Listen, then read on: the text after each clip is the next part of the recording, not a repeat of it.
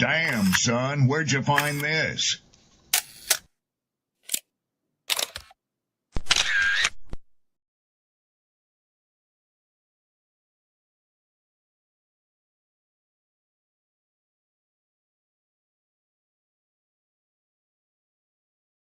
People don't be offended by the truth. They be offended because you called out the truth. Simple as that.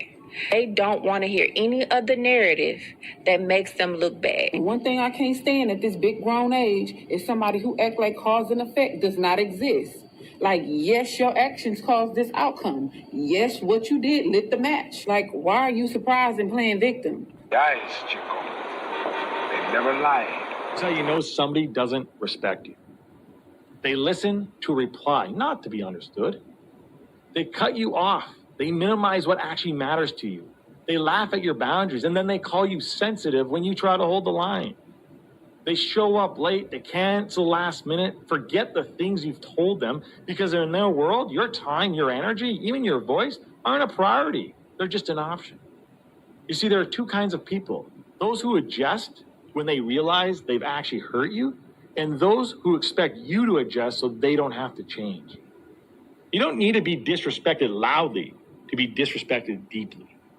Sometimes you'll see it. It's just in their tone, in their patterns, in the silence after you're known. Respect isn't what they say when they're watching. It's how they act when they think you'll tolerate it. Mantra, slave song, slave ship, rip skin, made me rip bones. But no matter how close I hide, my ancestors speak. They tell me the tide isn't front on us like we're weak. I haven't been getting sleep. Longing to sing until I surpass peak. Until they think we are equal, please. All I want is peace. My ancestors beat drums until their bones would bleed. Begging the generations remember our story.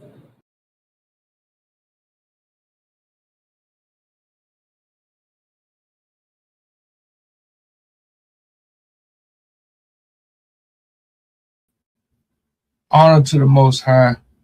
I hope all is well with everybody this Thursday morning. I want to say thank you for being here. Special thanks to the panel. This is going to be an interesting conversation.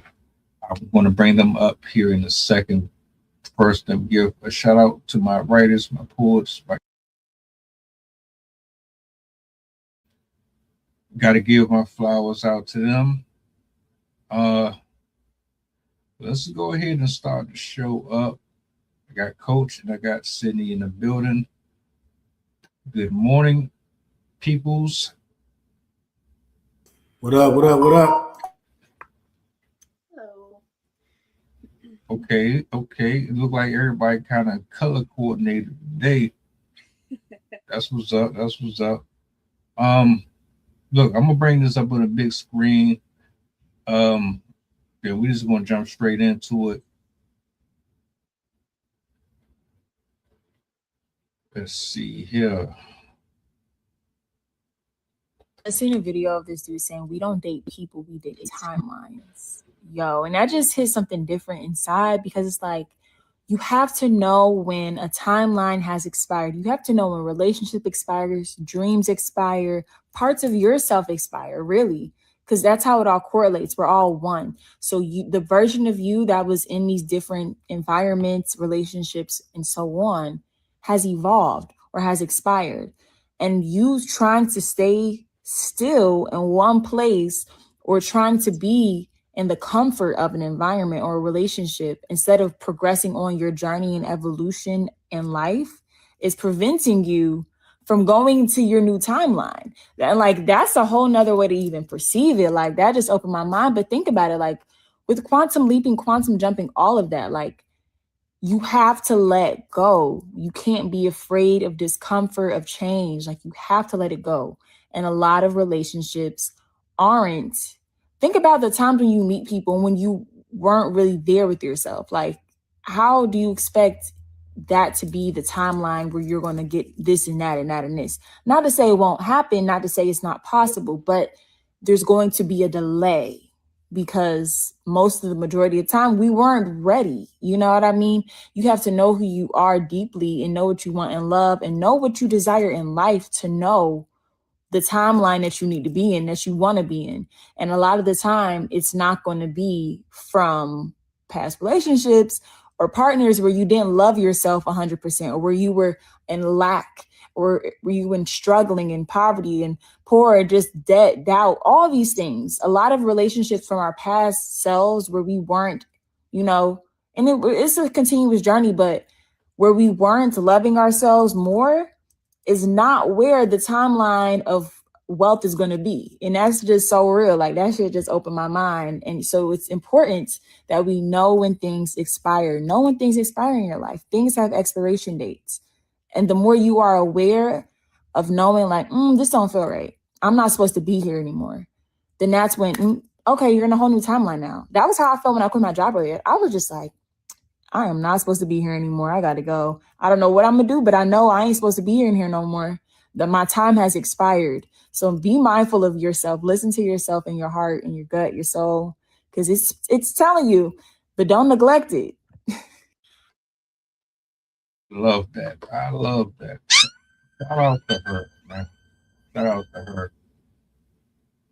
When to know it's time to evolve, let go, move on.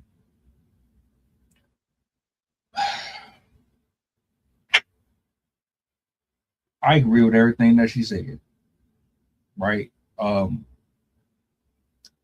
evaluated myself. I've put that picture frame chalkboard in front of me, and I mentally wrote out every single scenario that's played out, from friendships to businesses to jobs.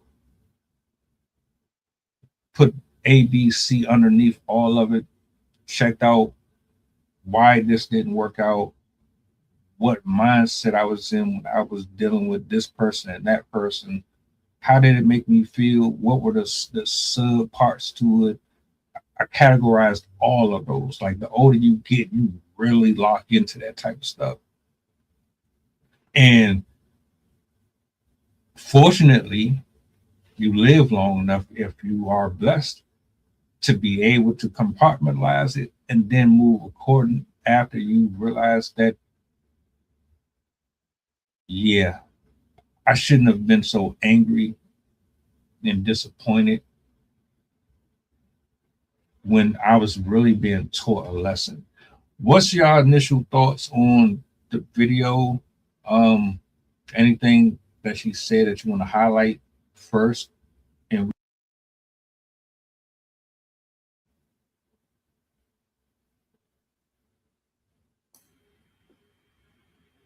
I think what she said is dangerous and misleading, and I think you got to be careful with putting this type of information out there. Again, it was very generalized, and it could lead people down the wrong paths.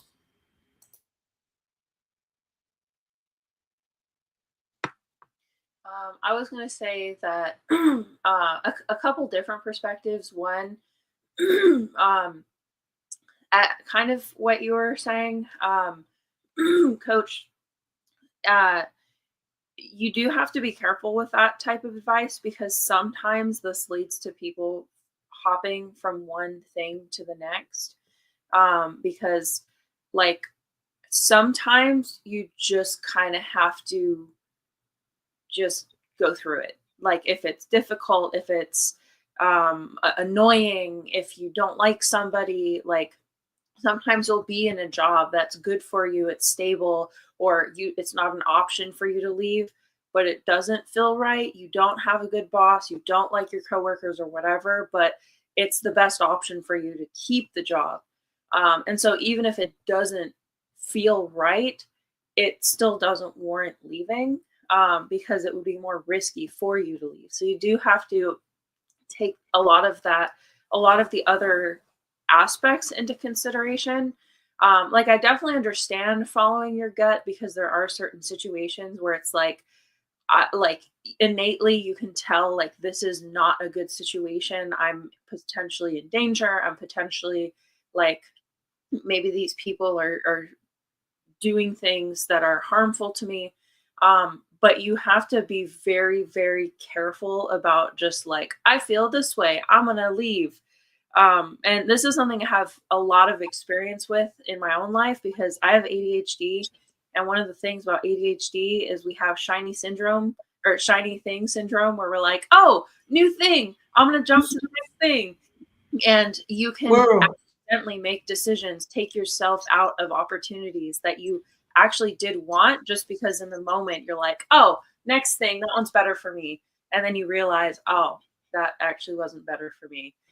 So I do have some opportunities that I wish that I didn't leave, but I had that feeling like, oh, I'm meant to be somewhere else. And I left the job or I quit the opportunity and I wish I could go back.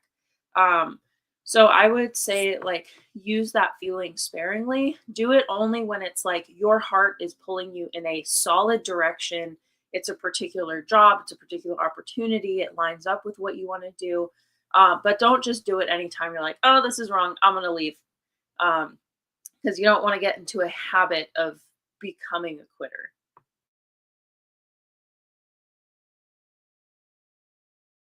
Mute. Yeah, I don't know why that keep happening. I'm not necessarily sure that she was telling people to give up when they get frustrated. I think what she was saying, and at least that's from my perspective, is she's saying,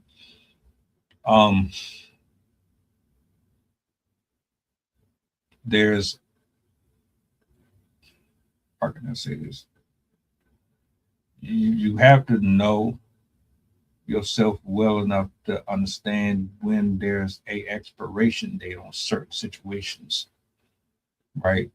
Now, for me personally, God will put you in scenarios that's uncomfortable, and for your level up, and for Him to be acknowledged for having a presence in the blessings that you're asking for, it may require you to go through a season or a test that forces you not to really be too comfortable, because it might be something that's like, oh man, I don't really want to deal with that. I don't want to see this person. I don't want to have that conversation. I don't want to deal with this inconvenience. They doing this and they doing that, and or I don't want to have to face my vices. I don't want to have to hold myself accountable for this or that. But in order for you to get to where you need to be at to fully appreciate what you're going to get on the other end of it, you're going to have to endure it. Otherwise, you just keep running away from it.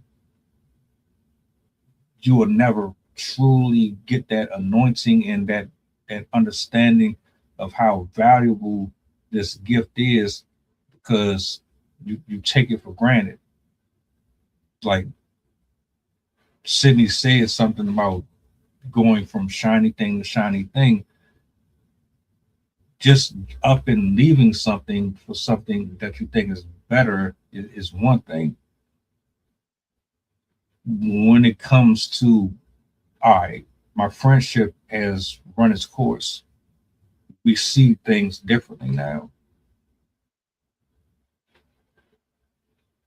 I can't stay here no more. You still acting like a child. I'm not on that. I don't want to go out here and be in the street no more. You still want to live that lifestyle. I want a family. I want a foundation. I don't want to be, so I'm looking at it from that point of view, but I also see what both of you are speaking on. I'm not really sure if that's what she meant. I could be wrong though. So I go ahead. I don't want to ask a whole bunch of stuff. I'm gonna drop it there. No, what you keep saying is your personal interpretation of what she said. It's nothing to interpret. She said what she said, and that's what makes it dangerous when you put these things out here on social media. Nobody cares what your intent was. We're going off of what you said when you recorded the video, and everything else is led up to interpretation. So what makes it dangerous is people are taking exactly what she said on the screen. It doesn't have a back shot or innuendo of her interpretations. So that's the dangerous part. And what she said was things have expirations. Everything has an expiration, which is true. But what she didn't talk about is the nurturing and all those things that goes into the relationships and those type of things. What she said was exploration, identify, leave. And that's the dangerous part of it. Not necessarily for people to, take in and self-evaluate what she could have meant or what she could not have meant. So again, that's what happens when you put these type of things on the internet and makes it dangerous, because if somebody young sees that video who doesn't have the access to mentorship or guidance, then they can take what she said at face value and go out there and make bad decisions in life. So again, talking about past relationships, you have to be careful with that, because one of the things that people do is they take hurt, they take trauma and stuff from past relationships. They don't heal. So if you don't heal and you just move on to the next one, now whatever relationship you come into encounter with, whether it be personal or professional, now those past traumas are bleeding into that new relationship. And then now that's a disadvantage to the person in that new relationship, because they didn't expect to meet you and to take on all your baggage and trauma that you didn't heal from. So you can't heal from something if you just dropping it and say that it has an expiration date, and then you pick up and move on to the next one. So that's the dangerous piece behind it. Yeah, I get that. And for the record, I would never tell anybody to move on to a new situation when you still have baggage. That's hell. Yeah, but when you started out, you said you agree with everything she said. So that's why I went back to recap on that, because again, it's what happens when people say stuff and it sound good, but if you don't take a second to think about it and process it, then you got to be careful of what you're co-signing to. Yeah, because my interpretation is not your interpretation. The way that I'm looking at it is, she is basically saying there's a season and a time for everything, and you have to recognize when there's a time and a season for it. What you're saying is absolutely correct. You don't move on. You don't bring other people into your mess when you got other issues that you ain't figured out. I've told people this plenty of times. Why would I do that to somebody? And then they'll end up hating me, or I end up hating them. Right. Because I decided that, oh, I want you and I don't want nobody else to have you, so I'm going to be greedy. And then pretend like I'm that person that I'm supposed to be and I'm not. And then you come into this expecting this and that, and you don't get it. And then it's like, well, I just did you a disservice and me a disservice. Nah.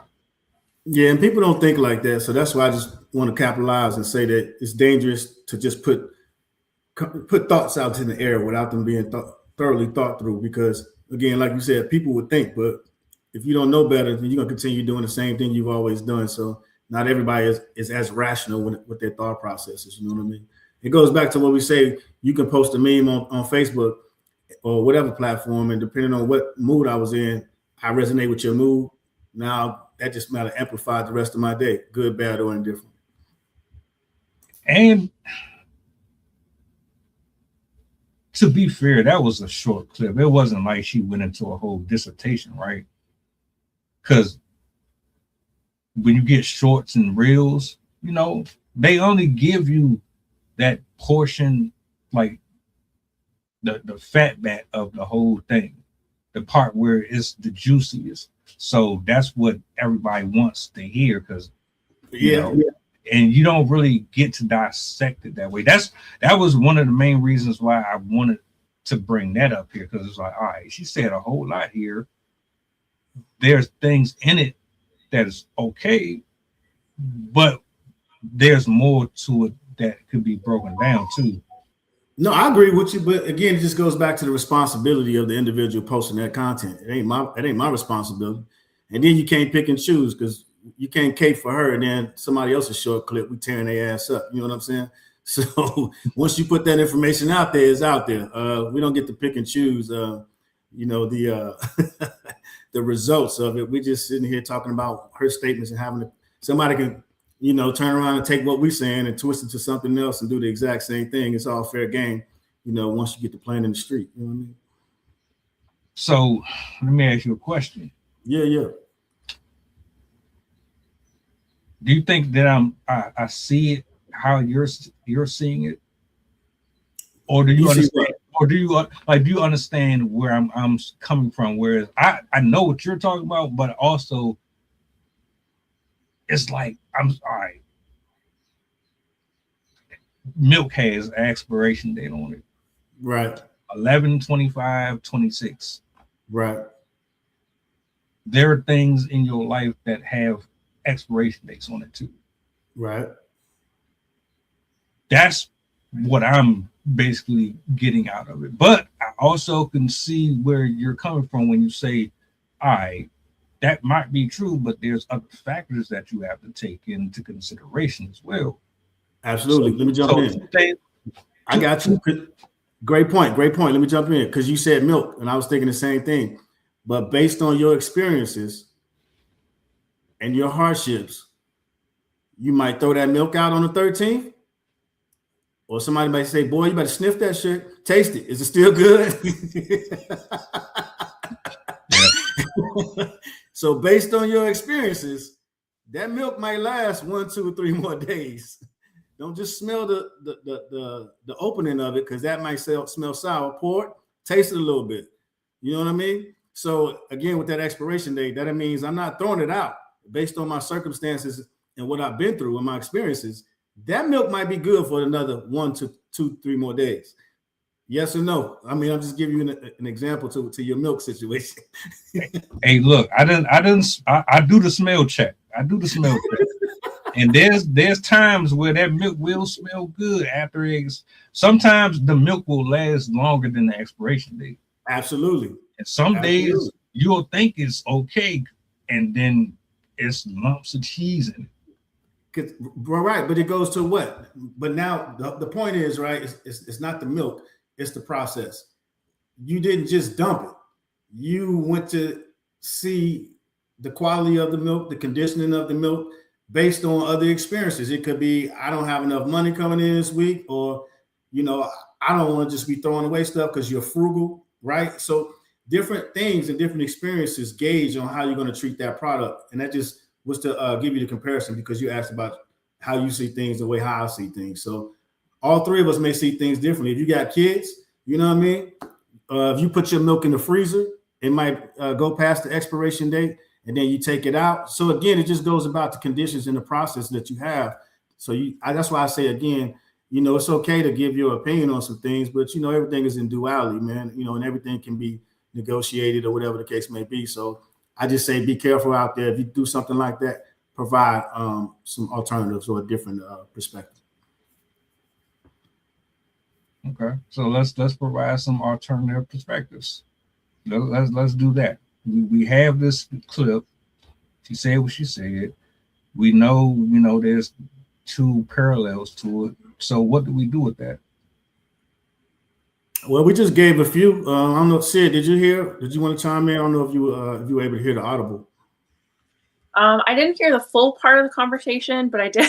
I did step in during the milk analogy, and I definitely agree with using that as an analogy because that's exactly what I was saying. Where you have to use discernment. You can't just be like, "Oh, date's over. All right, throw it away." Like I have crackers and granola that's over the expiration date because dry foods will last beyond their expiration date. Like a lot of companies will put the expiration date because it's for them, for their liability, and not actually for the food. So some things can outlast their expiration date. But in terms of when I had my breast things, opportunities, relationships, whatever, you have to discern. Like one of the things that you said, Coach, that kind of made me think of this. Sometimes you do hit your expiration date where you want to leave the job, you want to leave the relationship, but you can't. For example, my aunt is in a situation where she's with a person who is, that relationship has expired. It is dead. It is green. It is like rotten. But she doesn't have a job. She doesn't have a place to go. So she would basically have to choose between leaving this expired relationship or being homeless. And so she is choosing to deal with the situation she's in because that's her only option. So sometimes when you are in an expired situation, you don't have the option to just leave. Sometimes you just have to kind of bare knuckle it through whatever that situation is. Same with jobs. Like as you said, you might have kids, you might have a mortgage, you might have other things. And sure, your dream job might be there, but it also might be below what you can afford. And if you get that dream job, you might end up losing your house or not being able to pay for your kids' schools or not being able to do the things that are necessary for life. So you sometimes have to go past the expiration date or ignore what the expiration date is. And also keep in mind, like the expiration date is going to be subjective based on how you feel. And again, like we've talked about, like you don't want to make decisions based on how you feel because that usually doesn't involve as much logic as making decisions based on the facts that are available. And another thing too is sometimes something can feel like it's at its expiration date, but once you push through the difficult part, you realize that it actually wasn't. For example, I had that experience with my own relationship where there was a point in time where I thought that I was going to leave my, at the time, boyfriend. And we weren't going to work out because I was like, our personalities are too different, or like he had some issues with like his emotional control and stuff like that. And so I was like, this isn't for me. I don't want to be part of this. But basically once he found out that I was planning on leaving, he was like, no, I will do anything. Like I will change. I'll accommodate. And we decided, we do love each other. So we want to try and stick it out, try to work on it, try to make these changes. And so we have made, like, I'm married to him now. We have kids now. And we have made tremendous strides into understanding each other, into controlling our emotions around each other, into accommodating each other's interests. And so even though it felt like the relationship had reached an expiration date, it didn't. There was still more for us. And so that's another thing to consider is even if something feels like it's off, it's wrong, it's at its end, it might not be. It might just be a point in time that is uncomfortable, but if you push past it, it'll end up getting better. So yeah, that's why using discernment is really important because it'll kind of give you ideas if it's actually the end of whatever, or if it's just a time of change. Because as we know, life is constantly changing. You're never going to have something that's completely the same throughout the entire thing. To be honest, if it is, you'll get tired of that. And it'll feel like it expired. But you have to keep in mind the factors that are involved in why you're feeling the way you are, what's causing you to feel like it's the end. Because it might just be your discomfort or your boredom and not the opportunity running its course. Go back to what I said initially about God putting you in uncomfortable situations. You might be coming out of an addiction and you get tested to see if you're really over it. You say you're done smoking. All right, I'm going to put you around smokers. Let's see if you can keep your hands away from that Marlboro or that Winston or that CM100. I might put you around some alcoholics. Let me see if you can handle being around a drink without picking it up. Or you might be having this issue with communicating with your co-workers or whatever the case may be. And I put you in a situation consistently. And there's been times where you'll be in a repetitive situation. You're being forced to have to work with this person. You're being forced to have to communicate with them. But you don't understand there's a reason why this keeps happening. So you leave one job, you go to another one, you still have the same problem. You're still going to have to open your mouth. You're still going to have to figure out a way to express yourself to people is bigger than just the comfort level of the job. The problem is you're not expressing yourself, and it's making it harder for you to truly be what you need to be for me, for you, and everybody else. So until you can figure it out, I'm gonna keep putting you in that position. That's the only way you're going to be able to grow. You're going to have to go through it to get to it. In that sense, I agree, right? I don't know. I might have to turn off one of my cameras. I think the discernment is the problem here, but it all boils down to it. You got to know that you know. The uncomfortable part about this is when you say, all right, it's either, let me rewind back, conversation I had with an Uber driver. She had to make a choice. It was either she was going to give up her apartment or she was going to give up her Uber job. She couldn't afford to pay and cover both. But in order for her to keep the apartment, she had to keep working. But she can't work if she can't do Uber. Her car was her job. So I don't know where she is right now. That's a tough position for anybody to be in. What do you rely on? What's the expiration date there? Now we operating off of, all right, do I move on faith? And then I just say, you know what, I'm gonna have to take the car. I need to work.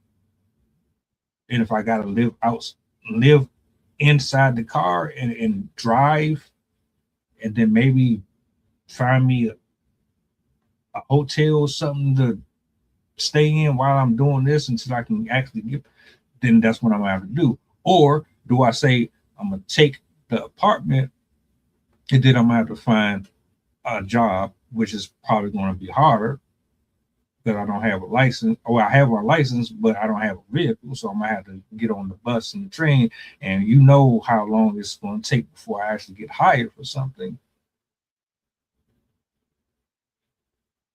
It sounds like you made not you, but it sounds like the person in this scenario made a series of bad events, bad decisions, and bad choices. You shouldn't be relying on faith. You should be relying on the plan. The problem is too many people running around here saying, well, God's going to show me a way, or he's going to help me get out of this situation. No, you need to get a plan. You need to execute that plan. And if that didn't work, you need to come up with another plan and execute that plan. It's too many people out here that's sitting around waiting for things to be gifted to them, and versus getting up and going out and getting it themselves. We live in an era where people will sit around online and wait to become famous and monetize versus getting up, going to McDonald's, getting that job so they can pay for that internet they need to try to monetize off that dream that they want. You got to get up and pour into yourself, and people aren't pouring into themselves.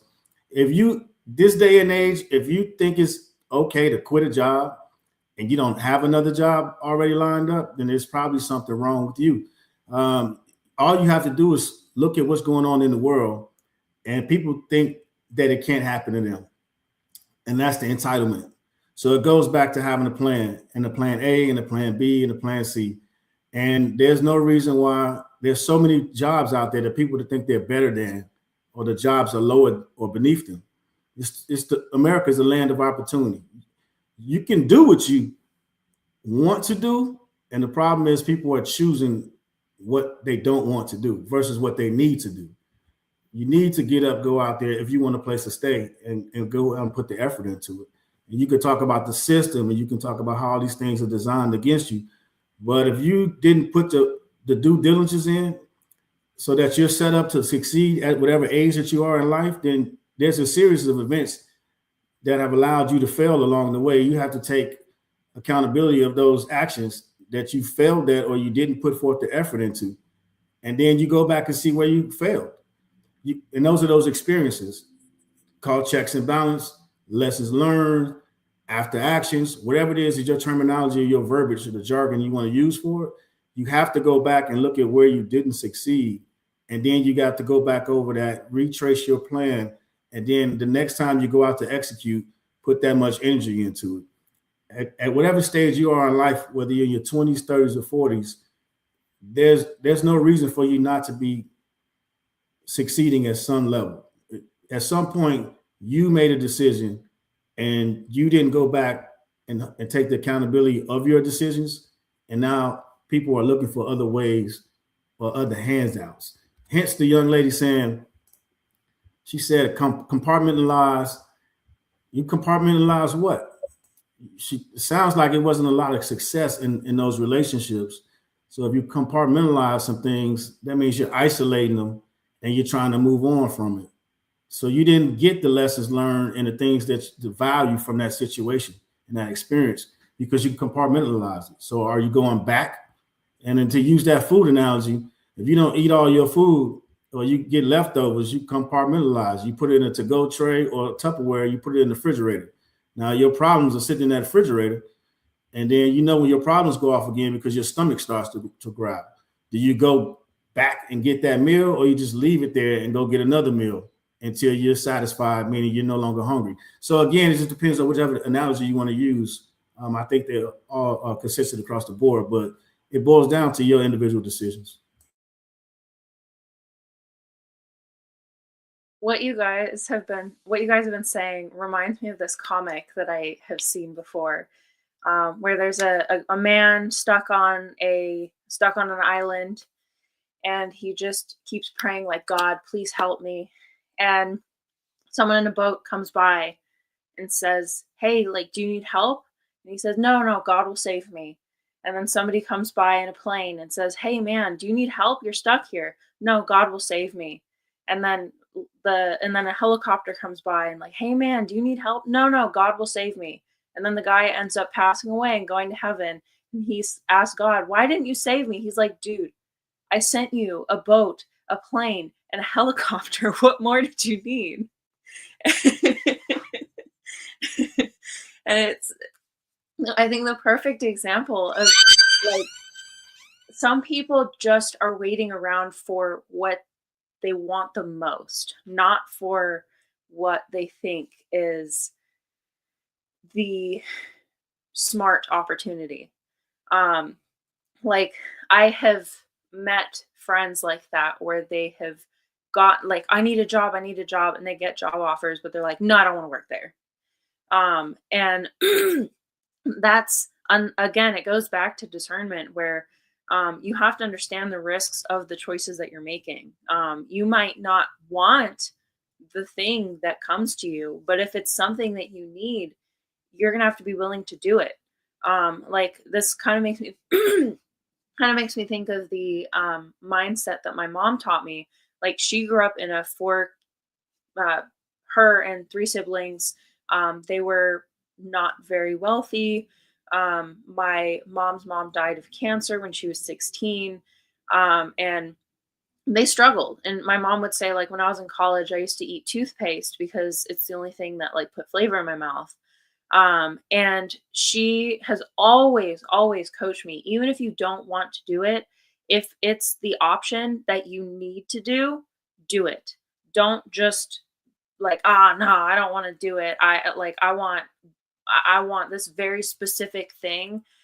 If you have an opportunity in that moment, that when you need it, take that opportunity, even if it's not perfect for you, because there's always going to be opportunities later that fit more with what you want.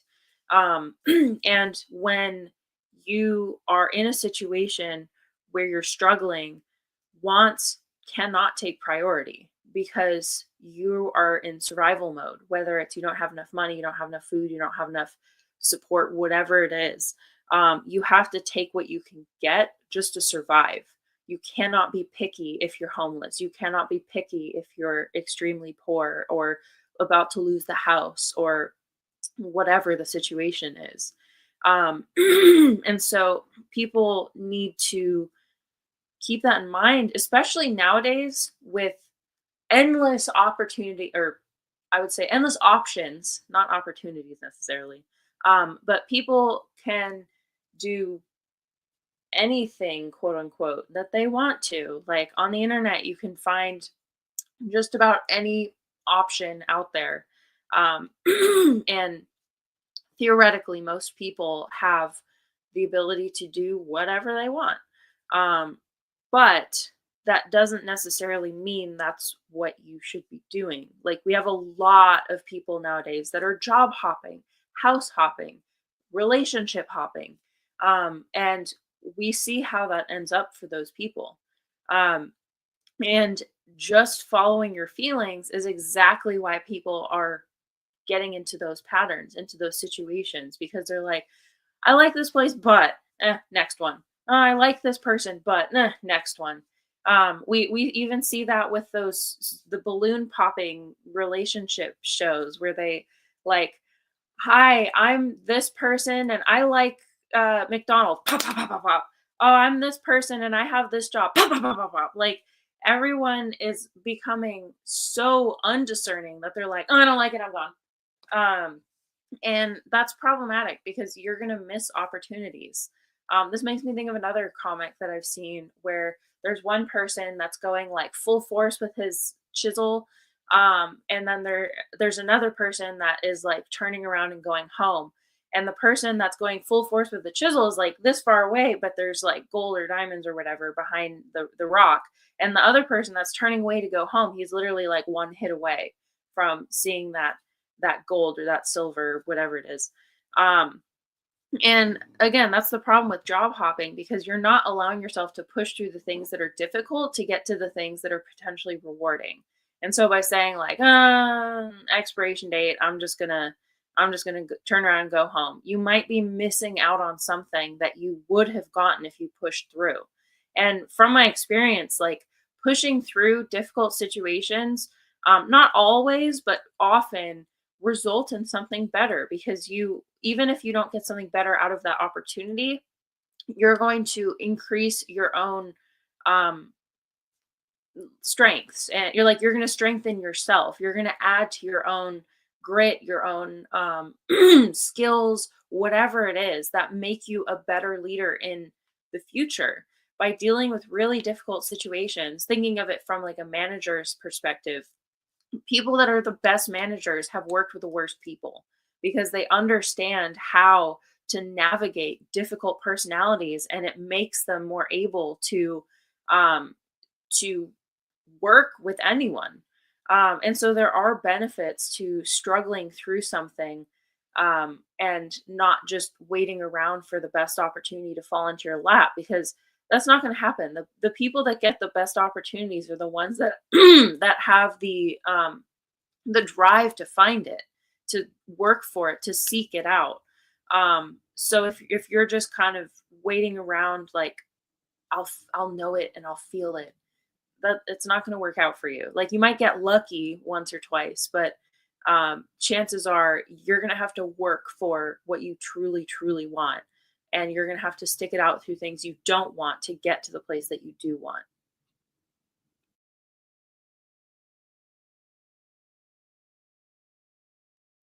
Well, let's wrap it up like this. What does it look like to effectively know when it's time to call it quits and move on without having any regrets for it? I mean, we spoke pretty much about people just jumping the gun and rushing through their decisions and choices, but not so much about what it looks like to know with confidence that it's time for us to proceed into new ventures. Just like you have a process when you're looking into an adventure or a venture, you may have a checklist. You may have 5 things that you need to check off that you want to hit in order to be consider yourself ready or eligible. Let's say task or small task in order to meet the large objective. The same thing that you both mentioned with discernment. If you're ready to transition or to move on to something, the same process should take place. So you're onboarded and you're outboarded to a situation. Anytime you go somewhere to do something, there's an in processing, out processing, there's an entry and an exit. So you should have an exit strategy if you're planning to depart or leave anything. And then whatever you have on that list, then this is so that you're using not emotional thinking, but logical thinking, strategic thinking. So that way you're checking these things off as you're going through the process. Say two of you decide to say if you're in a relationship and you say, hey, look, I think there's a point where we should kind of work on ourselves a little bit and then maybe regroup, 6 months from now, and just kind of go through the process to see how we're going. And then imagine the other person saying, hey, I'm good. Just work on yourself. Well, that might be one thing to put down on the list, right? As you're going through the process. And so then you start to rack and stack as you're going through and you're working on yourself or even a job. If you spoke to the hiring manager, authority, or HR, and maybe you wanted a raise and they said no because of your work performance, you don't qualify for a raise, or after you get your appraisal done for whatever your job or whatever it is, your KPIs, KRAs, or whatever. So once you sit down and have that conversation, now you see that you're both mutually going in separate directions. So you can go ahead and start identifying. And once you hit maybe your fourth or fifth thing to secure your advancement, whether it's in another job or in to make sure that within that relationship that you've done the best that you can to make sure that you're doing your part to make sure your path continue going straight versus pivoting left or right. You're just using those check marks. And for the people that play video games, those save moments in the video game, right? Where that you can pick up and start off at that moment again. But it has to be a point in there, a point of reference. And so if you're continually going and you're checking those things along the way and you hit that fifth one, then if 5 is your number, then I would say at that particular point, you've done your due diligence to make sure your T's are crossed and your I's are dotted. And that if you're in a relationship, that the two of you are on the same page because you didn't want to marry up each other's individual ideas and together ideas. And then the same thing in the workplace, if the HR or the supervisor is not giving you the feedback that you wanted and that you need in order to be successful if you want to get promoted, then you should write down those things to make sure you're documenting what you need to do to consider your growth is still moving forward. And then once you hit that threshold, now it's your time to go your separate ways. At least you have a plan in place. I think it really depends on what your situation is, whether it's a relationship, a job, a home, or whatever you're doing. But I think one of the aspects is that if it's directly harming you, that would be a moment that you could safely let that go. If you have an option to, because obviously sometimes, as I said with my aunt, you don't have a place to go. But there are other ways that you can seek to escape whatever is like actually harming you. But that to me would be, at least for me, one of my red lines. If it was directly harming me, I would be done with whatever that situation was. And I think, as I said, it depends on the relation, or it depends on the situation. But for jobs, I would base it would matter to me if I had another situation lined up. It would matter to me, like, do I need to be working or not? Like, thankfully, right now I'm in a situation where I don't have to work, so I can be very liberal with the choices that I make, and the opportunities that I take advantage of. But I also have to take in cost as a consideration as well. Like, if you can no longer afford a situation and you're putting yourself into a more difficult situation by trying to afford something else, that would be another thing that could signal to me that that's the end of whatever particular thing I'm debating about.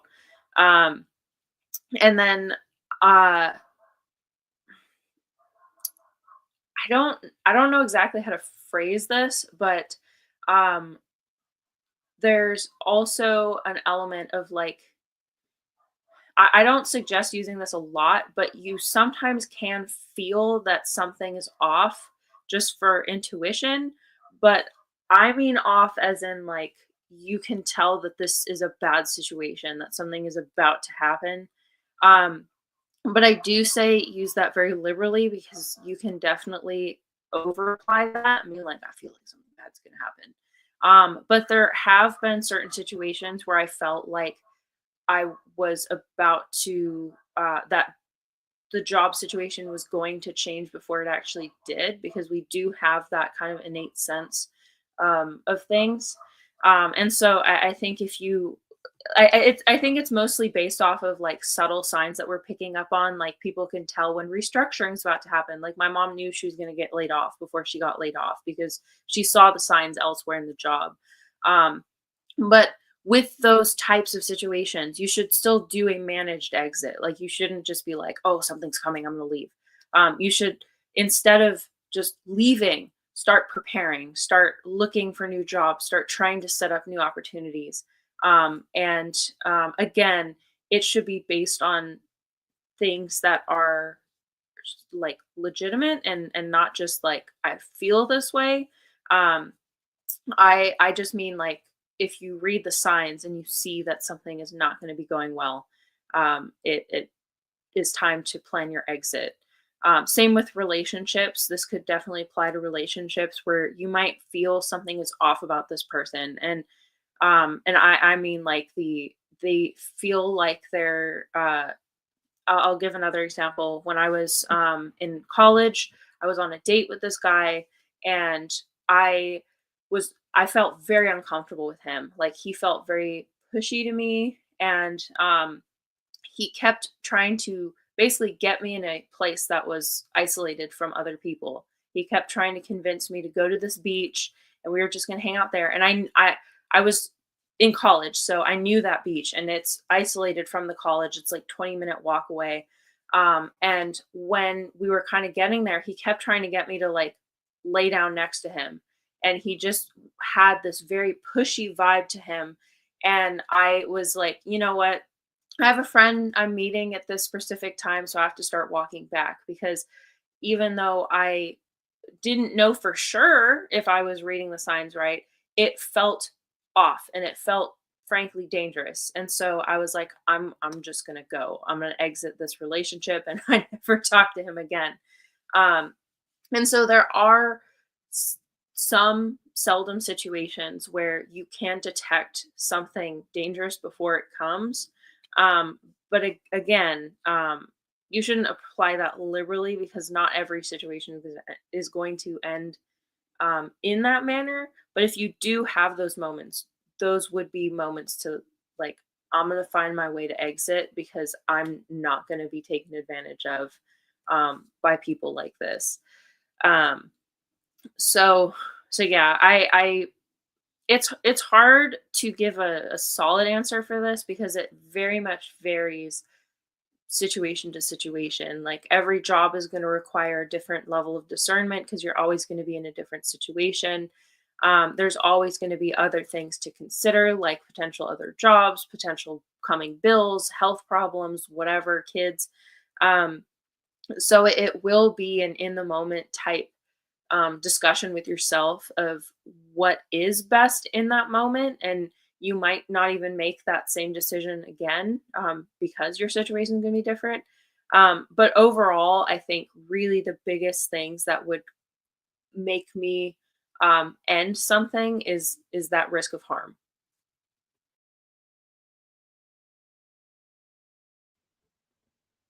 Beautifully said.